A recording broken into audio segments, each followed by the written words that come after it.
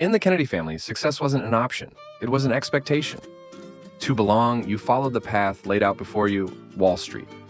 My older brothers, Ryan and James, embodied this legacy, wearing sharp suits and closing million-dollar deals as investment bankers. Meanwhile, I, the odd one out, preferred hoodies, junk food, and coding alone in my basement. Just try to look successful, my mother would plead before family gatherings. But today was different. Forbes had just published an article that changed everything about how the Kennedy family defined success. My father, William Kennedy, wasn't just another banker. He was the man who predicted the 2008 financial crash 6 months in advance and made billions navigating the fallout. So my brothers were groomed to follow his lead. Razor-sharp minds, even sharper suits, and an unwavering belief that success only came in one form. Then there was me, Alex Kennedy, the misfit who found more excitement in circuits and algorithms than balance sheets. It's just a phase, my father reassured his friends at the country club when they saw me tinkering with computers instead of swinging a golf club. Once he understands what real success looks like, he'll come around. But I didn't. While Ryan and James spent summers interning at top firms, I buried myself in Python and JavaScript, dreaming of building something meaningful. My room was cluttered with wires, motherboards, and programming books. Alex, my mother sighed, using my full name as she always did when exasperated. You have a trust fund waiting for you? All you have to do is follow the plan your father laid out. Why make life harder for yourself? Ah, the trust fund. Each of us had one unlocked after 5 years in a top-tier investment firm. Ryan got his at 27, James at 28. Mine sat untouched, a golden carrot I had no desire to chase. Instead of taking my father's path, I took out student loans to study computer science at MIT. While my brothers climbed the corporate ladder, I poured myself into algorithms, building something I believed would change the world: Quantum Shield. Quantum Shield started as a college project with a simple idea. What if quantum encryption could be made affordable for small businesses? While cybersecurity firms focused on protecting corporate giants, no one was thinking about the small players. I saw the gap, and I seized it. When I turned down a lucrative summer internship at my father's firm to continue working on my startup, he called me in frustration.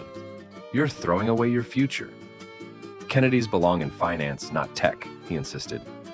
"Not this Kennedy," I replied before hanging up and getting back to coding. 3 years ago at Christmas dinner, Ryan had just been promoted at Morgan Stanley, and James had closed a massive merger deal. Naturally, my mother arranged an extravagant celebration. I showed up in jeans and a hoodie, laptop bag slung over my shoulder. "Could you at least try to look successful?" she whispered in disappointment. Ryan offered, "There's an opening in IT support at my firm. Not glamorous, but it'll get your foot in the door." James nodded.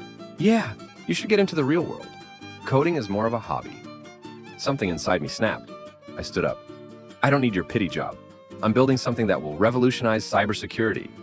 Laughter erupted around the table. "Cybersecurity?" James scoffed. "Big banks already own that space. What could you possibly do that they haven't?" My father waved dismissively. "Enough, Alex. You're embarrassing yourself. Either get serious about your future or stop showing up to these dinners." I met his gaze. "I am serious about my future. It just doesn't look like yours." And I walked out. I worked relentlessly, bringing on 2 brilliant MIT developers and scaling my project from a basement idea to a real business. When a major tech magazine covered Quantum Shield, investors started calling. Soon, a venture capital firm offered $20 million for a 25% stake. When my company hit a valuation of $300 million, my family finally took notice. James called awkwardly. "Dad's hosting his annual investor gala. You should come. People should see what you've built." This time I arrived in a sharp suit. The same room that had once laughed at me fell silent as one of my father's clients exclaimed, "William, haven't you heard? Alex is leading the charge in quantum encryption. We're implementing his system company-wide next month." My father stiffened. "What's your company worth now?" he finally asked.